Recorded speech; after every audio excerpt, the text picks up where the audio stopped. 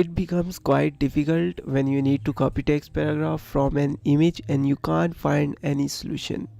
Well, today's we will talk about this topic, how we can copy text from images. For this, you don't need any third-party tool. Windows 11 snipping tool is sufficient for this. Just click on the Windows icon and you can open it, the snipping tool. The best part is you can take a screenshot or import the image. For screenshot, you can click on here or you can hold Windows Shift plus S key to take screenshot.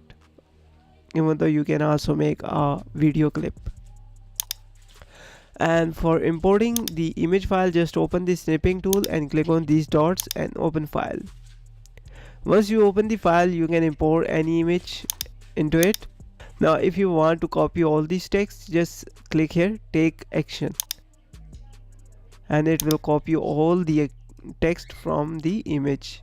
Once it's done, now you will see here copy all text and quick reduct. Simply you need to click on copy all text and there you go.